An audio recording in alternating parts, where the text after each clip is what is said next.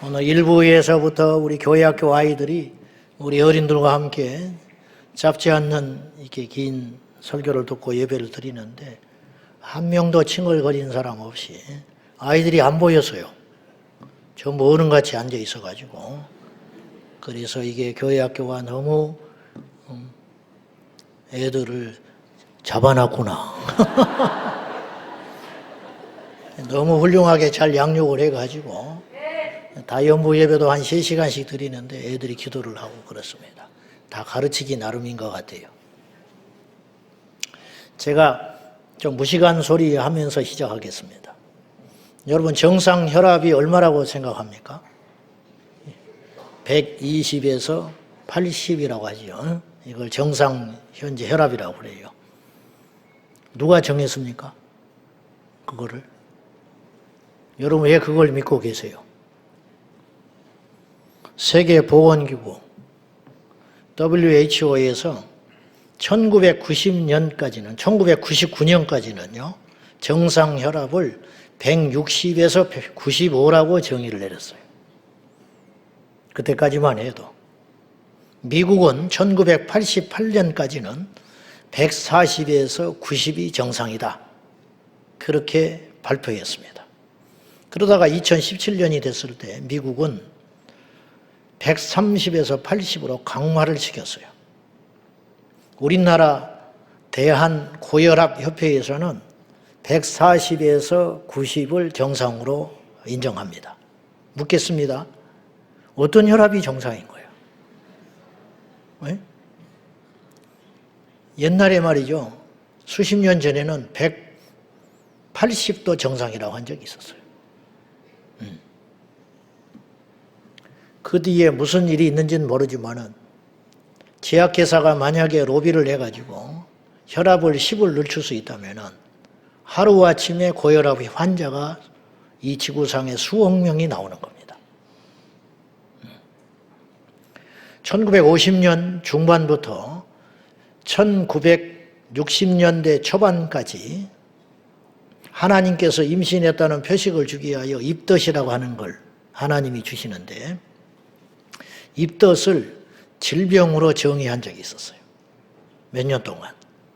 그래가지고 약을 만들었습니다. 입덧을 예방할 수 있고 입덧을 덜하게 할 수 있는 약을 만들었는데 그 치료제가 일명하여 탈리도마이드라는 약이었어요. 이 탈리도마이드 약을 수년간 전 세계에 배포했어요. 입덧을 심하지 않게 한다고. 그 결과 어떤 일이 벌어졌느냐? 약 2만 명의 기형아가 나왔습니다. 그리고 8만 명 정도의 아이들이 뱃속에서 죽었어요. 그 약 먹어가지고. 여러분 그 책임 누가 져야 돼요? 입덧을 질병이라고 정의한 권세를 누가 줬냐 이 말이에요. 이런 일이 굉장히 많습니다. 이 세상에는. 태국은 2022년 어느 날 대마초가 합법화 됐어요. 대마초가 합법화 됐다 이 말이에요. 그러니까 어제까지는 숨어서 피워야 해, 대마초를. 근데 오늘부터는 길거리에서 피워도 괜찮아. 이게 법의 능력이거든요. 동성끼리 결혼을 해서 살면 어제까지는 각종 의료보험 혜택과 연금 혜택을 못 받았어요. 근데 어느 날 동성끼리 남자와 남자, 여자와 여자, 그 밖에 다양한 가족, 포괄적 차별금지법 법안 안에는 다양한 가족, 여러 형태의 가족이라고 딱 돼 있어요. 여러 형태의 가족이 과연 뭘 말하냐면 가족이면 남자, 여자지 아니면 어머니와 아들 이런 관계, 부자 자식, 부부간의 관계 이런 걸 가정이라고 그러지 무슨 관계가 무슨 도대체 무슨 형태의 가족이 필요하다는 거지. 이 법이 통과됨으로 인하여 개와 살아도 부부가 되고 어머니와 살아도 부부가 되고 이런 말도 안 되는 일들이 배웠다고 하는 이 엘리트층에서 선진국이라고 하는 나라에서 백주대낮에 벌어지고 있는 현실이라는 것입니다. 자, 어떤 법을 세우고 기준을 세울 때는 두 가지를 염두에 둬야 돼요. 첫째, 그 기준은 맞느냐 하는 거예요. 두 번째로 그 기준을 누가 세웠냐가 중요한 거죠. 성공한 쿠데타는 처벌할 수 없다라는 말 같기도 하고 안 되는 소리. 이성계가 위화도 해군을 통해 가지고 혁명에 성공했기 때문에 태조 이성계가 된 겁니다. 그가 만약에 실패했다면 역사의 한 줄로 그냥 반역자로 처형당했다라고 끝났을 거예요. 이 세상에는 기준이 없어요, 이처럼. 우리가 지금 뉴스에서 맨날 듣는 어떤 이야기들, 그 사실을 제대로 파악할 방법이 없습니다. 그냥 전해주는 이야기를 우리가 그냥 듣는 것 뿐이에요. 그냥. 그러는 사이에 전 인류가 어딘가를 향하여 영문도 모른 채 옳고 그름도 알아보지 못한 채 달려가고 있다는 것이죠. 이 끝자락은 무엇일까요? 이 거대한 이런 흉계를 꾸미는 세력은 과연 무엇일까요?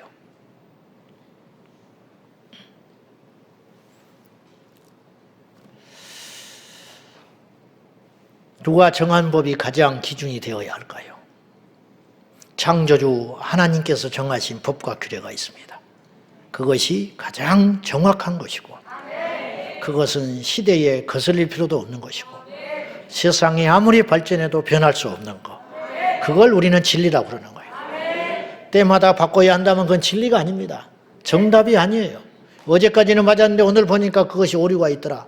그거는 너무 어이없는 짓이에요. 그러면 어제까지의 그 기준으로 수많은 사람들이 선한 피해자가 나왔던 거예요. 그걸 보상할 길이 없어요. 그러나 하나님의 말씀은 그렇지 않더라는 거예요. 풀은 마르고 꽃은 시드나 여호와의 말씀은 영원히 서리라. 변하지 않는다는 거예요. 그래서 성경은 우리에게 확신 있게 이렇게 선언합니다. 너희는 이 세대를 본받지 마라. 이 세대를 본받지 말라는 말은 이 세상의 가르침, 우리가 살고 있는 이 시대의 사상들, 어떤 가르침들, 교훈들, 교육들, 그런 것들을 따라가기 전에 먼저 하나님 말씀으로 필터링을 반드시 거쳐야 한다, 이런 뜻이에요. 그래서 말씀으로 안경을 보라는 거예요. 그래서 세상 사람들은 이렇게 말을 하지만 하나님 말씀으로 돌아가 보니 그건 그렇게 해서는 안 되는 일이라면 하지 말라, 그렇게 이야기하는 거예요. 그건 성경에 그런 인물들이 승리하였고 그런 사람들이 천국을 가는 것이고 그런 사람들이 하나님께 쓰임받게 된 것입니다. 지금 이 자리에 계신 여러분들도 성경보다는 세상의 가르침에 물든 그리스도인들이 의외로 있을 수 있습니다. 여러분 중에는 창조를 안 믿는 사람이 있습니다. 여러분 중에는 진화론을 믿는 자도 있을 수 있습니다. 그리고 적당하게 타협을 해가지고 소위 말하는 유신 진화론, 하나님께서 인간을 만드신 건 맞지만, 하나님께서 이 땅에 생명체를 만드신 것은 맞지만, 하나님께서 이미 인간과 생명체를 만드실 적에 진화할 수 있는 능력과 DNA를 주셨기 때문에 그래서 이 세상의 진화도 맞는 것이다 라고 하는 계물 이론이 나온 것이죠. 성경은 그렇게 말하고 있지 않아요. 성경은 여호와 하나님께서 해와 달과 각양 식물들과 생물들과 공중에 나는 새와 바다에 기는 곤충들과 인간을 만드셨다고 분명히 정의하고 있는 것입니다. 그냥 믿고 안 믿고는 본인의 자유죠. 그러나 우리는 그 성경 말씀의 진리를 기준 삼아서 이 세상을 살아가야 한다는 것이에요. 동성애가 죄인가? 옛날에 동성애는 질병으로 규정했던 적이 있었어요. 근데 시대가 바뀌었다고 동성애가 질병이 않게 됐어요. 그러면 어떤 것이 맞느냐를 우리가 판별해야죠. 과연 동성애를 우리는 어떤 관점으로 이걸 봐야 하느냐? 그러면 어디에 답이 있냐? 성경에 답이 있다 이 말이에요. 결혼관이 변하고 있습니다. 작년에 청소년 정책연구원에서 7,000명이 넘는 우리나라 10대 아이들한테 설문조사했습니다. 결혼 풍속도가 완전히 바뀌었어요. 완전히. 2014년에는 자, 결혼을 해야 되냐 물었어요. 그랬더니 남자아이들은 19%, 여자아이들은 39%만 결혼한다 그랬어요. 남자는 39%가 결혼한다고 그랬고 여자들은 19%만 결혼한다고 그랬어요. 여자들이 더 세. 안 한다 이 말이에요. 그래서 합계 29% 나왔어요, 평균. 요즘 10대 아이들은 10명 중에 3명만 결혼한다고 생각하고 있어요. 2014년에는 몇 프로 나왔냐? 65% 나왔어요. 결혼하겠다고 하는 아이들이. 그 사이에 결혼 풍속도라는 말이 있잖아요. 결혼 풍속도가 바뀐 거예요. 결혼하지 않고도 아이를 낳을 수 있다라고 요즘 아이들이 작년에 기준으로 81%가 그렇게 생각하고 있습니다. 결혼 안 해도 된다. 결혼 안 해도 아이를 낳을 수 있다. 즉 혼전, 순결, 구태의연한 옛날 사람들이 하는 소리다. 누가 요새 꼭 결혼을 해야 잠자리를 갖냐. 이게 뭐냐. 그럼 옛날에는 어땠냐. 지금은 어떠냐. 자꾸 변하고 있잖아요, 생각들이. 그럼 어떤 것이 답이냐를 우리가 찾아야 할 거 아니에요. 내 자식이 그런 것에 질문을 해올 때 내가 답을 해줘야 되는 거예요. 학교에서 이렇게 말을 하고 가르치는데 아빠는 어떻게 생각해? 내 생각에는 그거 내 생각도 틀린 거야. 그 성경으로 돌아가서 답을 찾아야 돼. 성경은 뭐라고 그러냐? 혼인을 중하게 생각하고 네 침상을 더럽히지 말라. 이걸로 딱 답을 줘야지. 너 학교에서 뭘 배우는지는 모르겠지만 네 친구들 사이하고 무슨 대화를 하는지는 모르겠지만은 네 인생, 너를 창조하시고 너를 이 땅에 보내주신 진짜 주인 되신 하나님이 말씀하기를 혼인들 귀하게 생각하라 했어. 그러니까 결혼이라는 건 신중하게 생각하는 거야. 그리고 한 남자와 한 여자를 만났거든 평생 가는 거야. 이게 성경의 가르침이야. 근데 지금 세상의 드라마나 세상의 예능 프로그램 돌아온 돌싱? 그건 뭐예요? 뭘 지금 자꾸 메시지를, 세상의 메시지는 뭘 주느냐면 한 남자와 한 여자와 평생 결혼하여 산다는 건 구태의연한 일이야. 괜찮아. 마음에 안 들면 네 인생 찾아서 끝장내도 돼. 아이를 낳는 것은 지옥으로 들어가는 지름길이야. 가정을 이룬다는 것은 피곤한 일이야. 그런 메시지를 계속 주고 있는 거 아닙니까? 동성애는 문화적인 측면이기 때문에 상관이 없어. 그렇게 지금 가르치고 있는 거 아니에요. 한마디로 말씀을 떠나는 시대가 됐다. 그러면 그 결과 어떤 일이 벌어지느냐? 말씀을 떠났기 때문에 이 세상이 점점점 나빠지고 있는 거라는 거죠. 자살률이 치솟고 그 다음에 빈부격차가 심해지고 우울증이 심해지고 그리고 한치 앞을 알지 못하는 세상 가운데 지금 세상이 점점점 풍요로운 것 같지만 살기 힘들다고 전부 인정하고 있잖아요.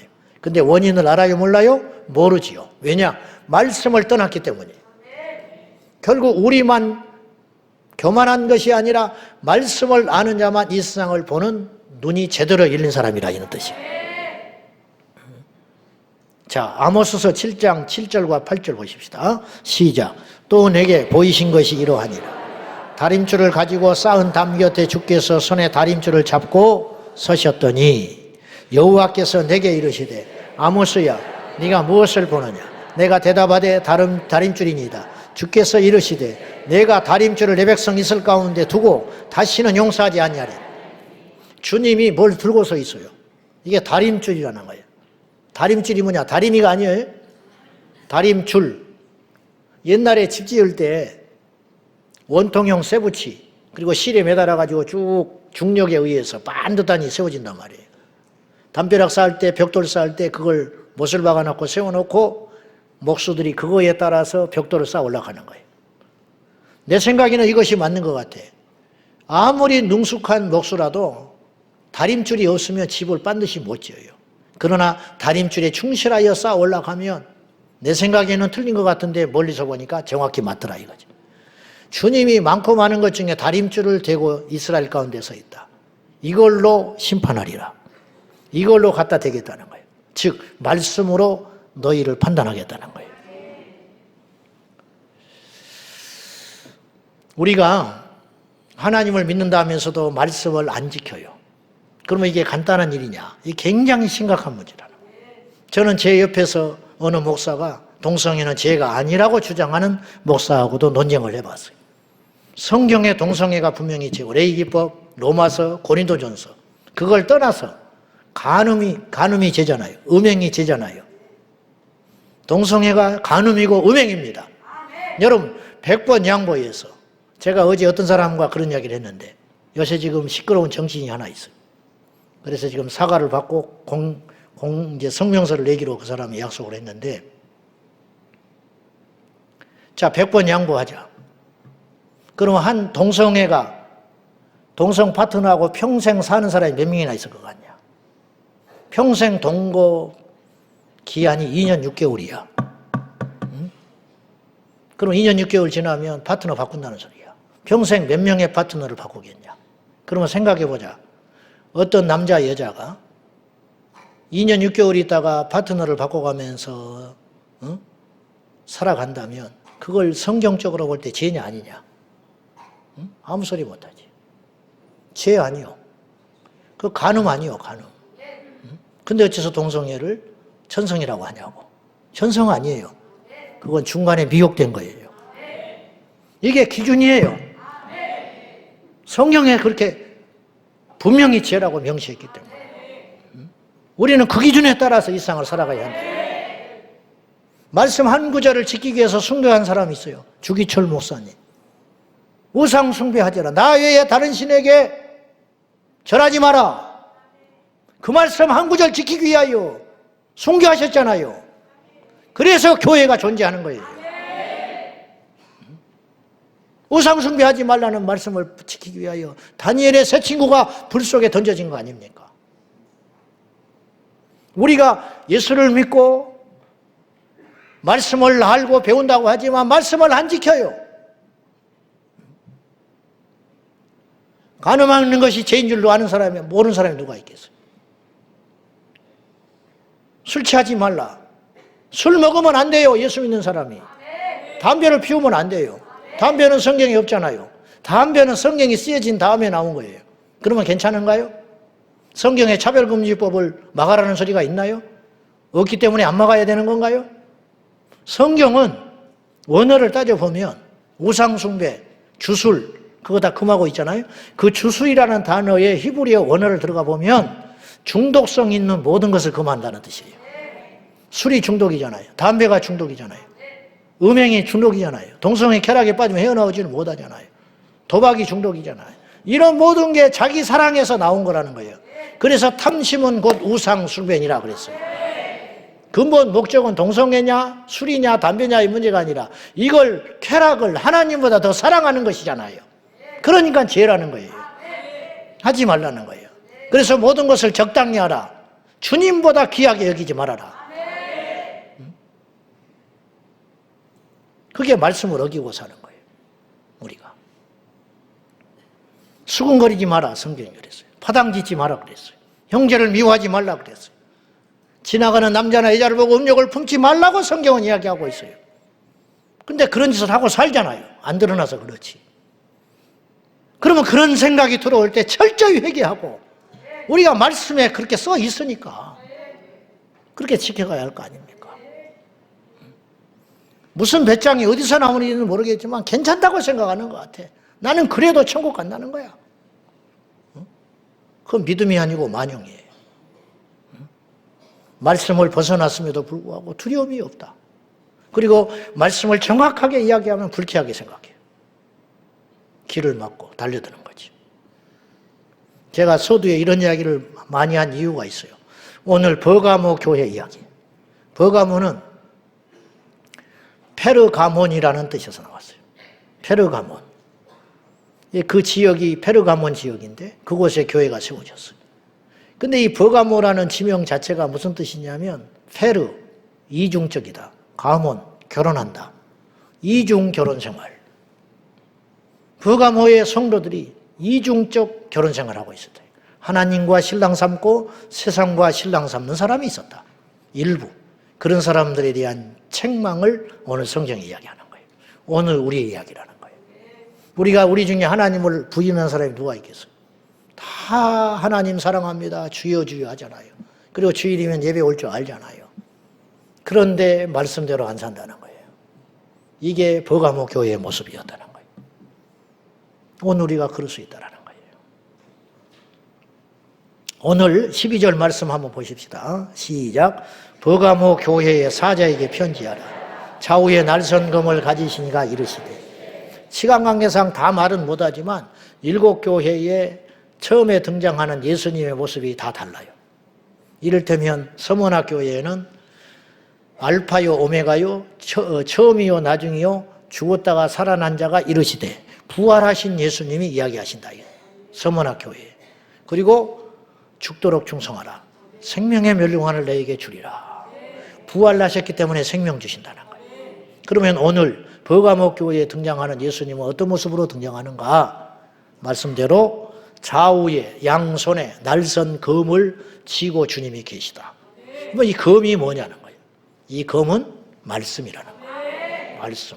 자, 그 계시록 요한계시록 19장 15절 보십시다. 자, 시작. 그의 입에서 예리한 검이 나온 그것으로 만국을 치겠고 친히 그들을 철장으로 다스리며 또 친히 하나님 곧 전능하신 이의 맹렬한 진노의 포도주들을 밟겠고. 예수님이 입에서 뭐가 나온다는 거예요. 뭐가 나와요? 사람의 입에서 뭐가 나옵니까? 말이 나오지요. 말. 그렇잖아요? 어떤 사람은 침이 나오지. 어떤 사람은 더러운 가래가 나올 수도 있지. 우리 입에서 들어가는 건 음식이고 나오는 건 말이에요. 예수님의 입에서 나온 게 있었어요. 그걸 우리는 말씀이라고 그래요. 근데 계시록 15장에는 말씀과 칼을 동등시했어요. 예수님의 입에서 예리한 칼이 나온다는 거예요. 그건 뭐냐? 말씀이 나온다는 거예요. 그러므로 말씀이 칼이라는 것은 과한 표현이 아니라는 거예요. 주님께서 양손에 칼을 들고 계시다는 것은 바로 말씀을 들고 우리를 성경에 만국을 다스리고 철장 권세로 포도주들을 깨뜨린다고 하셨잖아요. 아까 아모스서 7장 7절과 8절도 다림줄로 이스라엘 백성들을 심판하신다고 했잖아요. 마태복음 25장에 양과 염소 오른편 좌편 천국 지옥 그걸 갈라놓으실 텐데 갈라놓는 기준이 있어야 할 거 아니에요. 뭐 때문에 한쪽에는 우편 한쪽에는 좌편 인물 보고 그런 건 아닐 거 아니에요. 그러면 여기 상당수 왼쪽으로 가야 됩니다. 쌍꺼풀 있는 사람, 눈썹 진한 사람, 그리고 머리가 좀 빠진 사람, 나는 오른편이야. 키가 너무 커도 안 돼. 1m 80 되면 안 돼. 그러면 나는 오른편에 설 수 있어요. 그러나 그런 기준은 우습잖아요. 우리가 지금 웃고 있지만 세상에는 지금 이런 기준이에요. 사실 하나님 편에서 볼 때는. 그 공의로우시고 전지전능하신 하나님조차도 우리를 심판하실 때 무엇에 따라 심판하신다고 그랬어요? 요한계시록 21장에 보면 생명책을 놓고 심판하신다. 행위책을 놓고 심판하신다. 주님은 책을 놓고 심판하신다. 말씀에 따라 심판하신다는 거예요. 그날에 많은 거짓 선지자들이 주의 이름으로 능력 행했습니다. 주의 이름으로 귀신 쫓아냈습니다. 그럴 때 주님이 뭐라고 하시냐면 불법을 행하는 자들이라고 그랬어요. 불법, 즉 말씀대로 행하지 않았다. 그러면 무엇이 기준이냐? 아버지의 뜻대로 행하는 자라야 천국 가느니라. 그럼 아버지의 뜻이 어디에 있냐 이 말이에요. 우리가 아버지의 뜻을 무슨 수로 아느냐 이 말이에요. 말씀을 통해서만 알 수가 있죠. 할렐루야. 그러니까 말씀을 떠나서는 우리가 예수님 못 만나는 거예요. 믿음 생활이라는 것은 그러므로 교회 다니는 걸 말하지 않아요. 그건 수단에 불과한 거예요. 믿음 생활이라는 것은 교회 와서 봉사하는 걸 말하는 게 아니에요. 믿음 생활의 근본적인 본질이 있는데 믿음 생활이란 말씀을 지키고 사는 거예요. 그럼 말씀을 지키려면 뭐가 필요해요? 알아야지요. 말씀을 알기 위해서는 어떻게 해야 돼요? 듣든지 읽든지. 그렇잖아요. 말씀을 알아야 지킬 거 아니에요. 근데 말씀을 알아도 안 지키는 사람이 있어. 그런 사람은 하나님께서 봐주는 게 아니고 말씀을 알아봤자 안 지키는 사람은 모르는 사람과 똑같이 본다 이 말이에요. 그런 사람을 일컬어서 불법을 행하는 자라고 이야기한다는 거예요. 바리새인들이 천국 못 갔어요. 그러면 그들이 말씀을 몰랐냐 이 말이에요. 말씀을 알았어요. 알았는데 안 지킨 겁니다. 알았는데 안 믿은 것입니다. 다윗의 자손의 혈통을 통하여 메시아가 날 걸 알았습니다. 그렇잖아요. 나사렛이 아니라 베들레헴에서 메시아가 날 걸 이미 예레미야를 통해서 알았어요. 근데 정작 그분이 오셨지만 자기의 관념, 자기의 갖고 있는 선지식으로 예수님을 밀어낸 거예요. 그래서 요한복음 1장에는 뭐라고 그러냐? 빛이 세상에 왔으되 그들은 빛을 영접하지 못했다. 왜? 자기들의 기준을 설정해놓고 아니라는 거예요. 이런 교만이 어디서 왔냐는 거죠. 그리고 이 교만의 본질이 무엇이냐면 말씀을 떠났기 때문이라는 거예요. 말씀대로 지키면 겸손해지게 되는 것이고 말씀대로 살면 천국 가게 되는 것이에요. 여러분, 천국을 가기 위하여 말씀을 지키면은 자칫하면 율법적으로 신앙이 갈 수 있어요. 이렇게 하면 지옥 갈까 싶어, 저렇게 하면 지옥 갈까 싶어. 그래서 내가 말씀을 지켜야 돼. 이거는 율법적 신앙이잖아요. 그런데 말씀을 지키면 천국 가는 거예요. 천국을 가기 위해서 말씀을 지키는 게 아니라 성도로서 마땅히 내가 하는 말씀을 지켜가다 보면 그 마지막 종착역이 천국인 줄로 믿습니다. 이것이 복음이라는 거예요. 그래서 진리 안에는 자유가 있는 거예요. 진리 안에는. 신천지에 빠져드는 사람의 80% 이상이 기성교회에서 옮겨간 사람들이에요. 이게 너무 부끄럽고 낯뜨거운 일입니다. 기존 교회에서 옮겨간 사람들, 신천지에 간 사람들이. 근데 신천지는 우리보다 말씀을 더 철저히 가르쳐요. 우리가 정말 반성해야 돼. 그래서 오늘 아침에 우리 교육자들하고 제가 미팅을 하면서 우리가 좀 생각을 해봐야겠다. 우리가 지금 크게 잘못된 것 같다. 우리 교회는 살찌고 있다. 살찌고 있어. 1000명에서 2000명이 되고 2000명이 3000명이 됐건만 무엇이 변했냐. 여러분, 살찌는 사람 우린 건강하다고 말하지 않아요. 혈압이 정상이고 당뇨가 없고 성인병이 없고 몸 안에 독소가 없는 사람, 그런 사람 우리가 건강하다고 그러지 몸무게 많이 나가는 사람을 건강하다고 말하지 않아. 큰 교회를 주님이 기뻐하겠는가? 각 개개인, 우리 각자가 성도요, 각자가 교회요, 각자가 주님의 지체들인데 우리 각자 한 사람 한 사람이 우리 교회에 와서 말씀을 지키기 위하여 처절하게 몸부림을 침으로 베레아 교회 성도들처럼 신사적으로 변해가는 것, 그것이 우리 교회의 목표여야 되는데 정작 그런가? 안수 집사가 되고 성경을 돼서도 성경을 한 번도 안 읽은 사람이 여기 있을 거예요. 기적이죠. 그러고도 예수를 믿는다는 게 기적이지. 권사님이 됐지만은 성경을 한 번도 안 읽은 사람이 있을 거예요. 중직자가 됐지만은 교회의 양육을 한 번도 받아보지 못하고 이 자리에 와 계신 분이 계실 거예요. 셀 모임을 한 번도 안 가본 사람이 여기 계실 거예요. 나는 율법을 말하는 게 아니에요. 좀 앞뒤가 맞게 생각을 해봐라 이 말이에요. 어떤 걸 정해놓고 거기다가 여러분의 자율성을 파괴하면서 밀어붙이자는 게 아니라 한번 생각을 해보자는 거예요. 신천지는 어떤 것이냐? 신천지가 어떻게 저렇게 거짓 진리를 믿으면서도 저렇게 활발하게 움직이고 돌아다니고 있는가? 얼굴 찌끄는 사람이 하나도, 우리보다 더 밝아 신천지 사람들은. 가짜인데 우리보다 더 헌신적이야. 우리는 주차를 막 하지만 그들은 주차를 안 해요. 그래도 우리는 모이면 쓰레기가 남는데 그들은 10만 명이라고, 어쨌든 그들의 숫자지만 대구에서 10만 명이 모여도 교통체증이 안 일어나고 쓰레기를 안 버렸다는 거예요. 이게 뭐냐? 거짓되지만 그들의 가르침의 열매라는 거예요. 우리는 진짜를 믿는데 왜 이러냐 이 말이에요. 결국은 뭐냐? 우리가 가진 진리가 잘못됐다기보다는 진리를 모른다는 거예요. 왜 모르느냐? 안 배우니까. 왜 안 배워? 안 가르치니까. 그래서 근본적으로 좀 생각을 해보자. 신천지는 치열하게 말씀을 3,000구절을 외워야 졸업을 시켜준대. 3,000구절을. 자기들 입맛에 맞는 거, 요한계시록 등등등 해가지고 약속의 목자니 어쩌니 헛소리 해가면서 이만희를 높여가지고 3,000구절을 달달달 외워서 졸업을 시키고, 시험 봐가지고 1점이라도 모자라면 졸업을 안 시켜. 밤을 새서 공부하고. 그러니까 그들이 헛된 헛된 교만함을 가지고 자신감을 가지고 교회에 밀어닥치는 거예요. 그러니까 교회에 와가지고 열심은 이때 말씀이 없는 사람, 그런 사람을 타겟으로 삼아가지고 끌고 나가는 거예요. 근데 교회는 손 놓고 있는 거예요.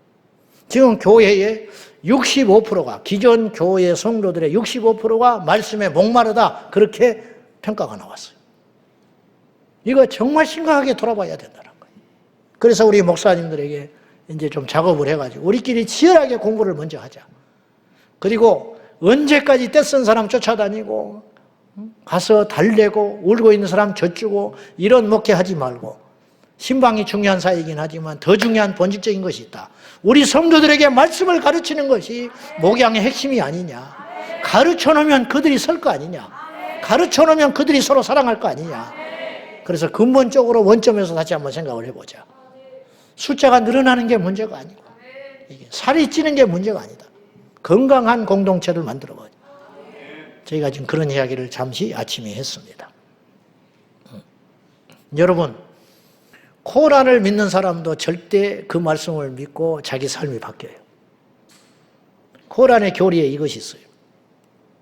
순교자는 죽어서 알라가 있는 천국에 가가지고 72명의 처녀들과 영원히 산다. 그걸 믿어요. 그 꾸란에 있어요. 써 있다니까. 왜 72명인지 몰라?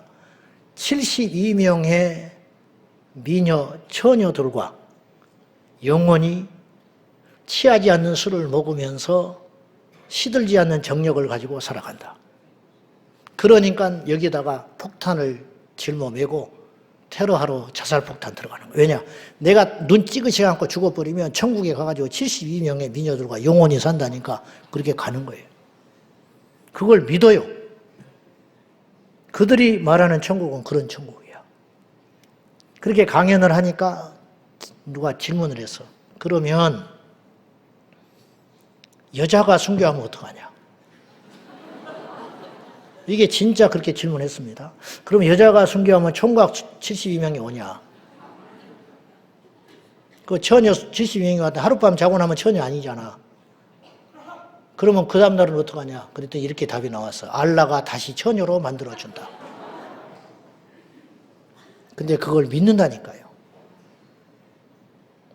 그러면 여자가 순교했을 때는 여자를 붙여주냐? 레즈비언이냐? 진짜 이렇게 질문했어요. 그러니까 그 답은 못했어요. 어쨌든 그걸 믿고 있어요. 그래서 자살, 폭탄 테러하는 사람이 줄 서 있는 거예요. 그들에게는. 여러분, 그거에 비해서 하나님의 말씀은 얼마나 깨끗하고 온전하고 우리 상식적이고 얼마나 정확합니까? 어떻게 꾸란과 비교할 수가 있겠어요? 말도 안 되는 말들이 너무 많이 써 있어요, 거기에는. 그런데 이 말씀은 이렇게 정갈하고, 여기서 성경에서 말씀하시는 천국을 보시오. 그런 지저분한 소리가 하나라도 있는가? 그러니까 이게 진짜 아니겠어. 근데 우리는 진짜를 가지고 모르니까 안 지키고 안 믿고 살아가니까 우리 삶이 안 변화가 일어나는 거죠.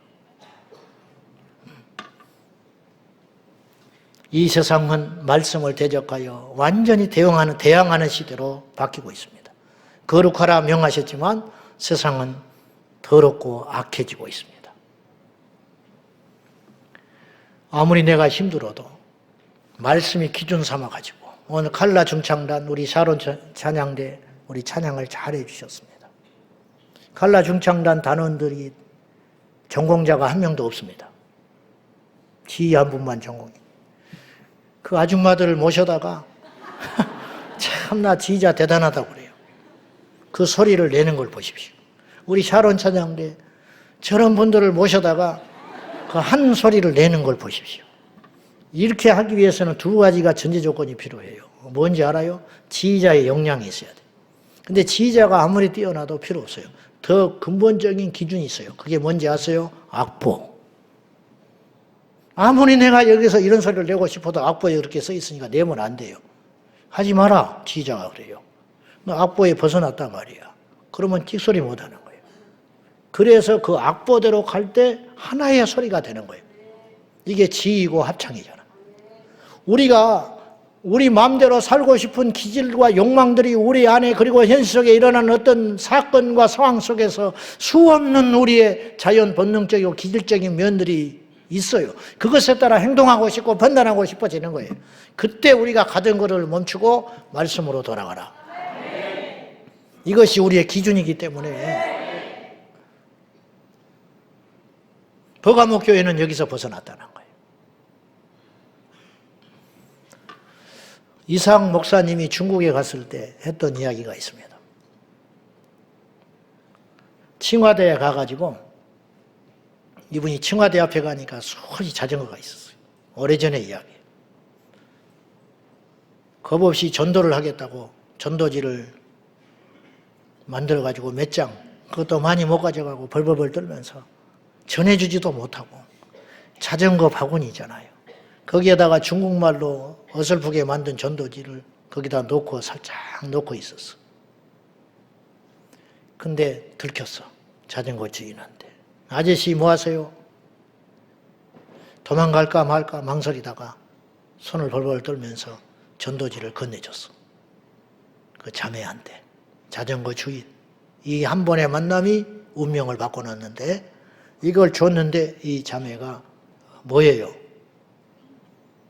예수를 믿어라. 그때 이 자매가 반응을 하기 시작했어. 잠시 생각을 하더니 아저씨, 오늘은 내가 시간이 없다. 내일 이 시간에 이 자리에 올 수 있느냐? 그 이야기를 더 해달라 그랬어요. 오겠다. 약속하고 돌아섰는데 그날 밤에 이상 목사님 잠 못 잤어요. 왜 못 잤냐? 갔는데 공안을 데리고 나올 수도 있어요. 그러면 자기가 그동안에 구축해놓은 그 안에 선교적인 어떤 그런 제자들, 그런 것들이 전부 파괴돼 버리고 내가 그 수계에 몰려가지고 나 하나가 문제가 아니라 다 와장창 무너지는 거예요. 밤새껏 하나님 갈까요 말까요 갈까요 말까요 주님이 답이 없어. 근데 갔는데 그가 만약에 순전히 정말 예수를 믿고 싶었는데 내가 안 가면 어떻게 될까? 그러한 수없는 싸움 속에 가게 됐어요. 갔더니 그 자매가 나와 있었어요. 그리고 장소를 옮겨서 그 자매에게 복음을 전했을 때 그 자리에서 예수님을 영접을 했어요. 여러분, 칭화대는 북경대와 함께 중국의 최고의 엘리트 집단들이 가는 것입니다. 알고 봤더니 이 자매는 칭화대 장학생이었어요. 중국 대륙에서 쟁쟁한 천재들이 모인 곳에서도 장학생, IQ 167. 너무 말씀을 정확히 꿰뚫어버리고 하나를 가르치면 머리가 워낙 좋으니까 10개, 100개를 깨달아버리는 거예요. 쑥쑥쑥쑥 빨아들여요. 가지고 그의 인생이 변화되기 시작했어요. 그리고 이상 목사님이 양육을 맡기고 미국으로 돌아왔는데 몇 달 동안 어마어마하게 그냥 쑥쑥쑥쑥 영적으로 이대로 크면 큰 제목이 되겠다 그렇게 기도하고 있는데 어느 날 연락이 왔어. 목사님 이상해요. 걔가 연락이 안 돼요. 어디 잠깐 뭐 피해 쉬러 갔겠지. 아니에요. 분위기가 이상해요. 잡혀간 것 같아요. 급히 중국을 갔는데 수소문을 했는데 여기저기 로비를 해가지고 알아보니까 저기 변방 어디 감옥에 갇혀 있었어. 예수 믿고 복음을 전했다는 이유로. 그리고 그의 인생은 만신창이가 돼버리고 말았어요. 고문, 협박, 학교에서 제적당하고 그리고 그 속에서 흉악한 죄수들에게 성폭행을 무차별로 밤마다 당했어요.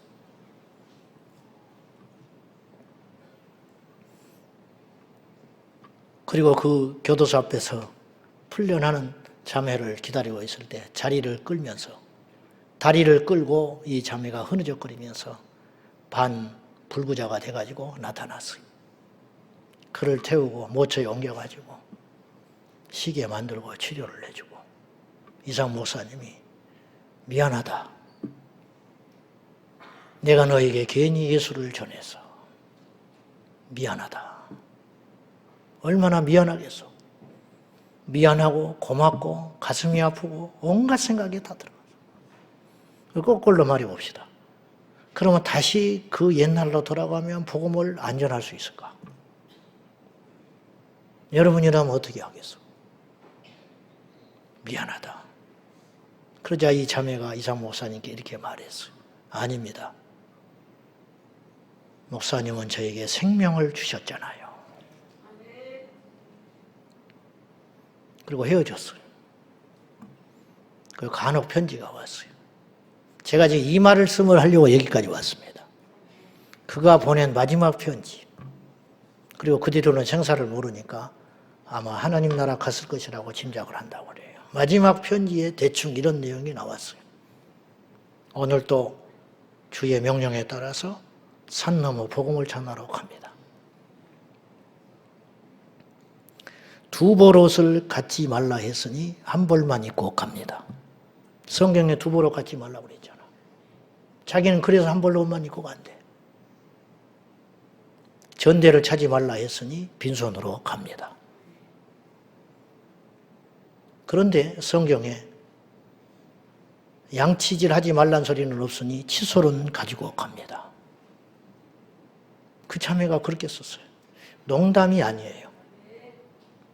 말씀을 지키기 위해서 자기는 그렇게 살아간다는 거예요.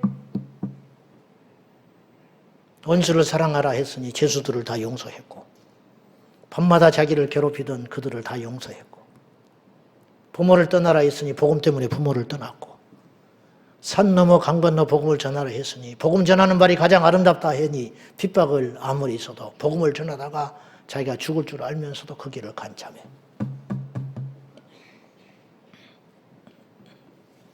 말씀대로 가자. 그 말이에요.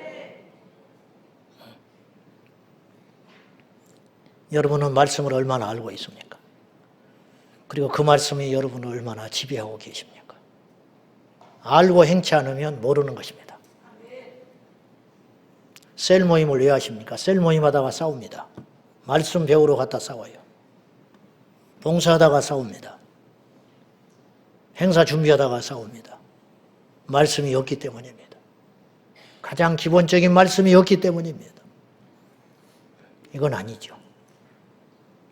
우리 모두 이 시점에 다시 우리 말씀으로 돌아가서 작년에도 말씀과 오직 말씀과 기도로 표만 그럴듯하죠. 표가 문제가 아니고 우리 부지런히 말씀을 공부하고 말씀을 부지런히 읽고 그 말씀의 가르침대로 최대한 행하여 이렇게 말을 하면 율법적이라고 그래요. 그게 아니고 주의 말씀은 계명이기 때문에 그 말씀대로 지켜 살아가는 것이 믿음의 본질인 줄 알고 우리가 매주마다 한 말씀은 들을 수 있어. 하나씩은 가져갈 수 있어요. 그 말씀을 심장판에 새겨서 그 말씀을 모른다면 모르지만 산부인과 안수 집사가 낙태를 해가지고 돈을 많이 벌어서 불법 시술이니까 보험이 안 되니까 돈을 많이 받아요. 한 건에 돈을 상당수 받아요. 하루에 몇 건만 낙태하면 크게 돈을 벌 수 있어요. 그 돈에 11조를 드렸다는 거예요. 모르니까. 근데 나중에 깨닫고 통곡하고 회개하며 하나님께 정리했다는 거예요. 충청도에 있는 어떤 시의원은 앞장서서 교회 권사인데 인권조례 통과시키겠다고 눈에 불 켜고 덤벼 들어가지고 통과시켜놨어요. 통과시킨 다음에 자기가 깨닫게 됐어요. 자기가 성경대로 행하지 않았다는 거. 하나님의 나라에 반대한다는 걸 알고 통곡하고 울면서 다음에 공천 안 받아도 되니까 자기가 앞장서서 해놨던 인권조례를 폐지하는 운동을 하고 다닌다는 소리를 들었어요. 모르니까. 말씀을 모르니까 하나님을 대적하는 국회의원 85명 중에 22대 국회의원 중에 말씀대로 행하는 정치인이 한 명만 있다면 이 나라는 이렇게 이 지경 되지 않은데 말씀을 모르니까 말씀을 알고도 지키지 않으니까 이 시대가 이렇게 점점 폐역해 가는 것입니다. 우리 제자광성교회 성도들이여 우리 모두 말씀을 철저히 지켜 주님의 제자 되기를 축복합니다. 기도하십시다. 하나님 아버지 우리에게 말씀으로 오신 주님을 찬양하며 말씀을 주신 하나님을 찬양하며 주여 이제라도 늦지 않았으니 말씀을 부지런히 읽고 말씀을 부지런히 알고 말씀을 부지런히 깨닫고 말씀을 부지런히 실천하는 우리 모두가 되게 하여 주옵소서. 주 예수 그리스도의 이름으로 기도하옵나이다. 아멘.